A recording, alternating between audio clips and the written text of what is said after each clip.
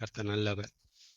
சங்கீதம் 91 ஆசீர்வாதத்தை பற்றி பேசுகிற சங்கீதம் அல்ல, அது பாதுகாப்பை பத்தி பேசுகிற சங்கீதம். எதை பத்தி பேசுது? பாதுகாப்பாரு. உன் பக்கத்தில் 1000 பேர், உன் வலது பக்கத்தில் 10,000 பேர் பாதுகாப்பாரு. உன் கால் இடராம தூக்கிட்டு போவாங்க, பாதுகாப்பாரு. ஆபத்து நானே தப்புவித்து பாதுகாப்பாரு, பாதுகாப்பாரு. இருளில் நடமாடும் கொள்ள நிற்கும் இரவில் நடக்கிற அந்த பயங்கரத்துக்கு எல்லாம் பாதுகாப்பாரு. எல்லாமே அப்படிதான் பேசியிருப்பாரு பைபிள். அந்த பைபிள்ல பாருங்க, சங்கீதம் 90 எதை பத்தி பேசுது? பிளஸிங்க பத்தி பேசல, பாதுகாப்பு. பாதுகாப்பு வேற, ஆசீர்வாதம் வேற. ஆமென். நமக்கு 100 ரூபாய் தர்றது என்னது? நமக்கு ஒரு இடத்த தர்றது, ஒரு நல்ல ஒரு விஷயத்தை கொடுக்கறது ஆசீர்வாதம். சரிங்களா? கொடுத்த விஷயத்தை பாதுகாக்கிறதா பாதுகாப்பு. இது வேற, அது வேற. சரிங்களா? 1000 ரூபாய் கொடுக்கறது ஆசீர்வாதம். கொடுத்த 1000 ரூபாய வீண் செலவாகாம பாத்துக்கிறது பாதுகாப்பு. ஆமென். உங்கள் ரட்சிப்பு கொடுக்கிறது என்னது? ஆசீர்வாதம். ரட்சிப்பு வெளியே போகாம பாத்துக்கிறது என்னது? பாதுகாப்பு. பாதுகாப்பு.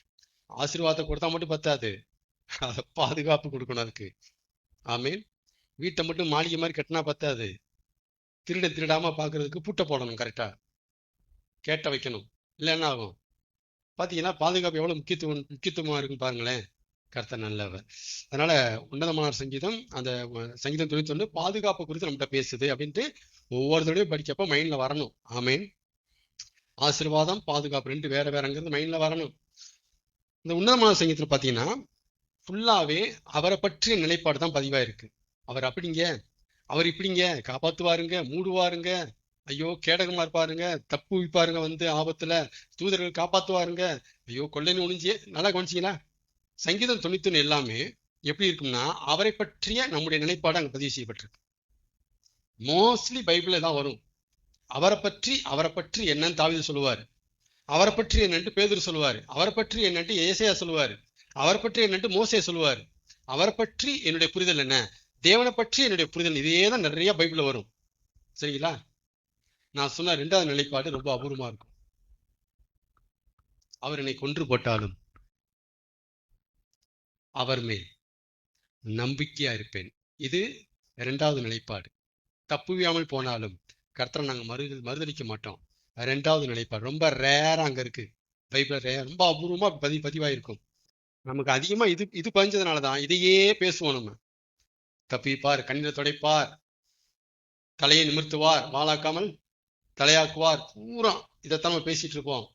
நம்முடைய இன்னொரு ஒப்பீனியன், இன்னொரு முடிவு, இன்னொரு நிலைப்பாடு ஒண்ணு இருக்கு. இது நம்ம உள்ள பதிவு செய்யாதனாலதான் நிறைய வெளியே நிறைய வெளியே போறாங்க. இன்னொரு நிலைப்பாடு இருக்கு. அது சாத்ராக்டையும் யோபுட்ட போய் கத்துக்கணும். ஆமென். ஆமென். இவங்களை கொண்டுதான் தேவன் பலத்த கிரியெல்லாம் பண்றாரு. யாரை கொண்டு? சிங்கக்கவில போடுங்க, தப்புவிக்க வல்லவராக இருக்கிறார். விடுமையால் போனாலும் நான் ஜெபிக்காம இருக்க மாட்டேன். இது என்னுடைய நிலைப்பாடு. ரெண்டுமே நிலைப்பாடு. என்ற 2 நிலைப்பாடு இருக்கு. ஆமென். நம்மகிட்ட இருக்கா? செக் பண்ணிக்கங்க. கர்த்தர் நல்லவர். அதனால சங்கீதத்துல மோஸ்ட்லி ஃபர்ஸ்ட் நிலைப்பாடு நிறைஞ்சு கிடக்கு. பட் 2ஆம் நிலைப்பாடு ரொம்ப அபூர்வமா இருக்கு. நாம அங்க வந்தே ஆகணும். இது வந்துட்டு ஆப்ஷன் கிடையாது. வராம கூட போலாங்க, அப்படிலாம் கிடையாது. வந்துதான் ஆகணும், வந்தே ஆகணும். இல்லைன்னா இப்ப இருக்கிற அந்த வேர்ல்டுக்கு, இப்ப இருக்கிற அந்த ட்ரெண்டுக்கு நீங்க தப்பிக்க முடியாது. இப்ப பிசாசினுடைய வீரியமும் தாக்கமும் எக்கச்சக்கமா இருக்கு, அதிகமா இருக்கு. நீங்க தப்பிக்கவே முடியாது. ஒரு பக்கம் பாவம், ஒரு பக்கம் சந்தேகங்களும் குழப்பங்களையும் அள்ளி வீசுறான். நீங்க நம்ப முடியாத அளவுக்கு அவ்வளவு காரியம் கொண்டு வந்து வைக்கிறான். நீங்க நிக்கணும்னா 2ஆம் நிலைப்பாடுக்குள்ள வரணும். ஆமென் சொல்லுங்க.